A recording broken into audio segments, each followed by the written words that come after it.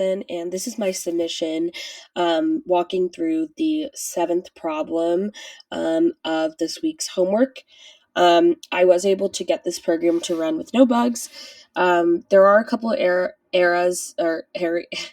I'm so sorry. There are a couple of areas that I am looking to improve, just to make it a little bit more user friendly. But for the sake of this assignment, I think I will just leave it with what I was able to do. So starting out at the very top, we are defining our dot product function. And we are labeling it, we're saying dot product and labeling it with U and V, which later we are going to define as these two lists that we're getting from the user. So U being our first list that we are going to ask the user for, and V being the second list we ask the user for. And then in line 2, this is simply saying that we want to make sure that the length of the list, the U list, and the length of the V list are the same length.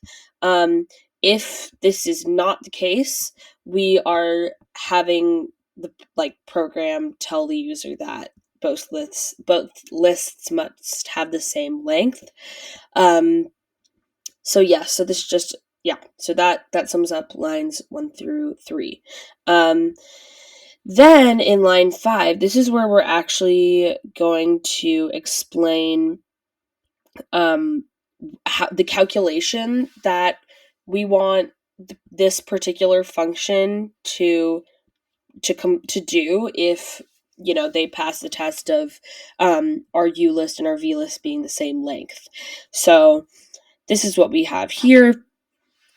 And this is essentially saying we want the product of the corresponding elements from both of these lists.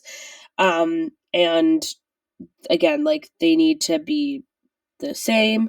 And we want to add it all up, and then so we want the function to add it all up and then give us the final we want to add up all the products of list U and list V to get our dot product. Okay, next we are actually we are going to define this function of get list from user. This is where we actually tell the program that the program needs to request the list from the user. So user input, and then this text here is just what you'll see it when we run it, but this is what the program is going to ask the user for. And then we have our number list, which is going to be equal to a float of the numbers in this user input function. So the program knows exactly what it means when it just gets these numbers separated by spaces. And it's a float, things like that. And then we actually go ahead and we ask the user to enter the U list and the V list. So you'll see before that the program is actually going to request that the user enter the first list, and then again we're labeling that with U, which is equal to which is again part of get list from user, and we do the same for V. So this is simply just asking the user, and then we at the end here we're asking we are calling the dot product function with the two lists to calculate the dot product. So we have our result is equal to the dot product UV, which again is this function up here. And then in 19, we're just telling the program to print dot product, and then the result, which again right here is this function up here, which includes this calculation now that we have these values. And then we are also establishing this error. So this should all happen except if there's a value error, which will we're representing with this little e, and asking the program to print error if this is the case.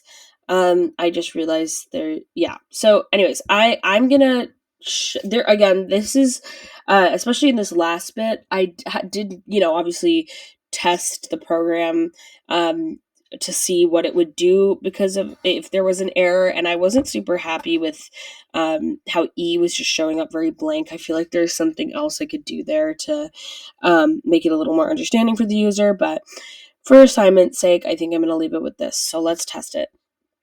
Okay, we're going to press play, enter list of numbers separated by spaces. I'm going to go with 1, 2, 3, 4. Okay. And then enter another list of numbers separated by spaces. I'm going to go with 5, 6, 7. And you'll see we get error because those two lines were not, those two lists did not have the same number of values. You'll see one thing here is we don't end up seeing both lists must have the same length. I'm not sure why that isn't showing up. But anyways, let's try it again. Okay, so we're going to try it again this time. 1, 2, 3, 4 for our first list. Our second list, we are doing 5, 6, 7, 8. So they have the same length. And you'll see here, we have enter the first list, enter the second list, and then we have our dot product, which is shown up here. Yeah, so this is a little bit of a rough walkthrough. I apologize for my lack of articulation, but I hope this gave some insight into my thought process behind my program. Thank you so much.